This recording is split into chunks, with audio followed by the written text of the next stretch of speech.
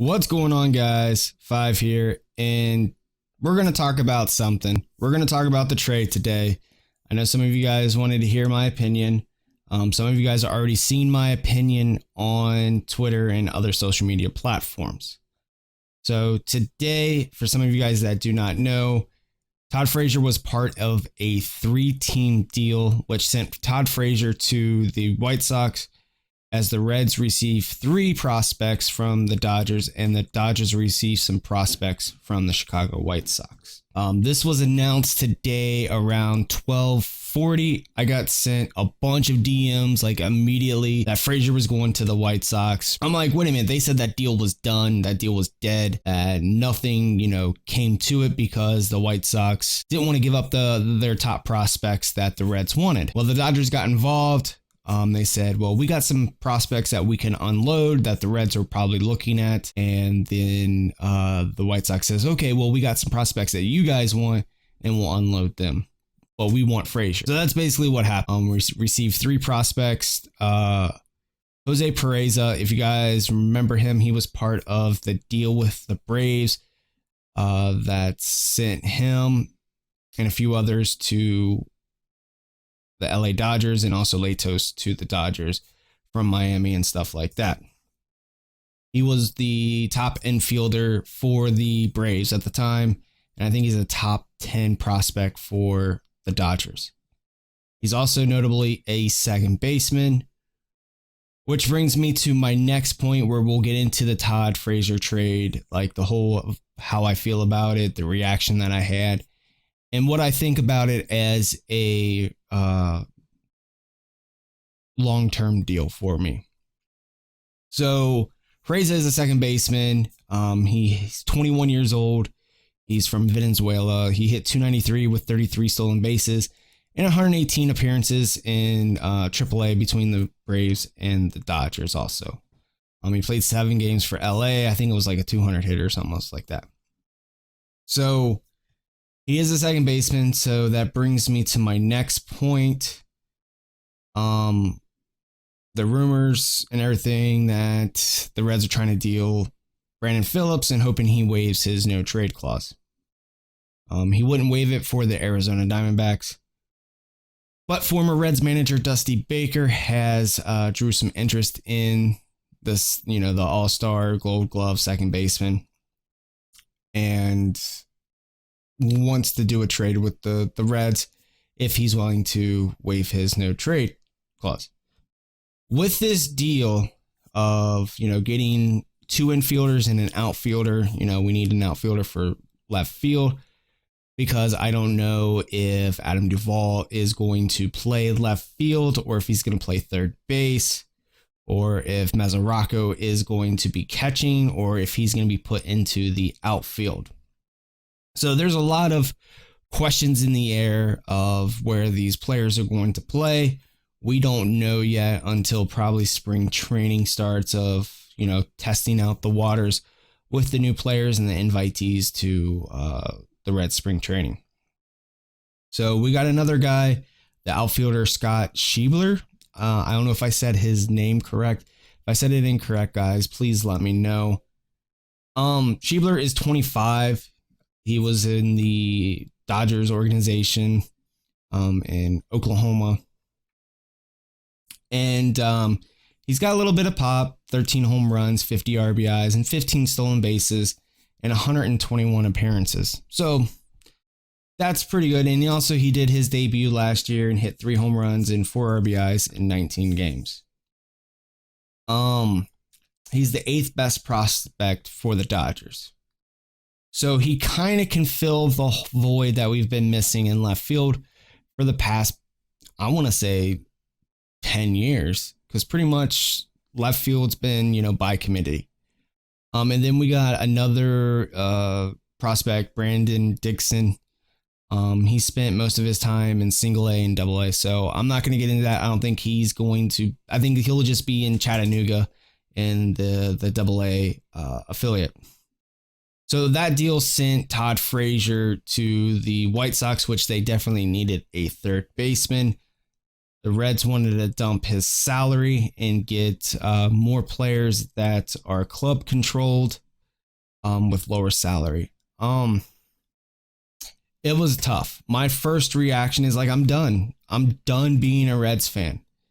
I am done. Every 5-10 years, we just do a complete organizational overhaul where we do a fire sale, we get rid of everybody, then we rebuild, then we gut again, and all our players get picked and go to, bigger organizations to have a chance of winning, as we saw with Johnny Cueto and Mike Leake, and then also notably Edison Volquez play for the Royals and got a World Series ring and Johnny Gomes and Johnny Cueto. So it just feels like we're just a minor league team. We get picked because we're a small market team, and then or we blame Joey Votto for his big contract. I mean, I felt the same way as everybody did in the city. Todd Frazier was just more than a player. He was the face of the ball club. He was the spirit, the pulse, the soul. He could lift anybody up. Kids enjoyed him, going to the ballpark, seeing him play, seeing him smile, have fun, hit those big home runs, and, everything that came along with that. And then especially seeing what happened at the home run derby. My wife getting me a, batting practice home run derby jersey of Todd Frazier, then hearing the rumors at the All-Star break and trade deadline. No, he's not going to be shopped. And I'm like, awesome. This is great. I just got a jersey of him. And then, coming to the end of the season, and then you go into the winter meetings and it's like, okay, there's this new GM, Dick Williams. Everybody's for sale. And it's just like, okay, yeah. And then you hear their first initial reports like, oh, he's going to Chicago. Nope, that fell through because we wanted their top prospect, which was a shortstop. And I mean, you go onto the Cincinnati Reds Facebook page, and I mean, you just see fans speaking their mind, saying, you know what, we're done. We're done with this. We're done giving you guys money. We're done with, everything that you guys tell us. We're no longer going to be fans. And, I said the same thing. Like, my first tweet out is, I'm done. I am no longer a Reds fan. I am going to be shopping for a new team. I'm a free agent. Which team should I like? And I mean, it just got me really thinking, while I was at work and everything else like that, about, the reaction and everything. And it was it was a emotional reaction, because, for 5 years you learn to love your players, and it's getting to a point where I tell people, like, you know what, just get a jersey made of your name. Get a personalized jersey of your team. Don't get it of a player. We're not going to see players. It's going to be very rare to see those Jeters. It's going to be very rare to see those Barry Larkins. It's going to be very rare to see Cal Ripken Jr.'s. It's going to be very rare to see one player stay with a team for their whole entire career. Mariano Rivera. Because you may love that player, but that player's not going to be there forever. They're going to get traded or something else like that, or they're going to go somewhere else and test free agency and get their $100 million contracts. Baseball is no longer a sport or a game. It's a business. It's free agency killed this game. And we're not going to be able to get back that control until the owners and Players Association come up with some type of salary cap. So to be honest, the next jersey that I do get, it's going to be a personalized jersey. It's going to have my last name on it, or a gamer tag or whatever. And it's going to be, that's going to be my jersey forever. Instead of worrying about getting all, how I love Votto, he may be dealt. You never know anymore. So yeah, my first knee jerk reaction was like, I'm done. I'm done liking this team. I'm gonna look at other teams. But then it's like, you know what? How can I turn my back on a team that I have watched since 1988, over 20 years? What was it, like 25, 26 years or something else like this? I'm crazy. And it's just like, I should be used to this by now, where we get our hopes up of having a great team, possibly going to the World Series, and then it doesn't happen. We choke, or we get a fire sale, or we overpay for people. It's an assortment of things. And I just feel right now, like with our team and the way that baseball is set up, a lot of these small market, mid market teams are just a minor league team that's ready to get gutted by the Big Ten teams with the massive amounts of payroll and stuff like that.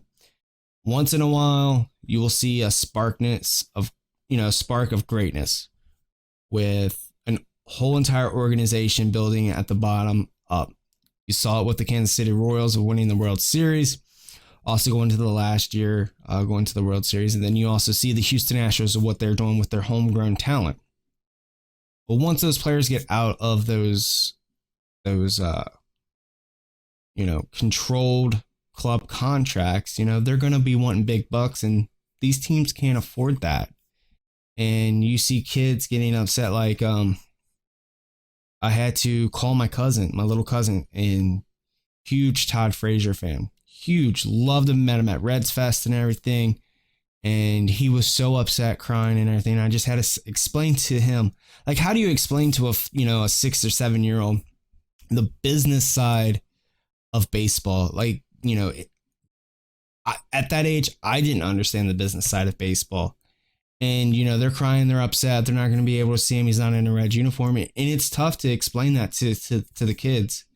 And that's what this is. This is a kid's game, but it's very difficult to explain to a kid, well, he can't be with us. They think that he's getting paid too much and they need to, rebuild and stuff like that. So, I mean, that's how I felt. I just felt upset about it, but at the end of the day, it is business. He is going to turn 30 years old before the season starts. We got some young talent. Hopefully that will be able to make an impact on the team next year. And, hopefully down the road, the Reds can,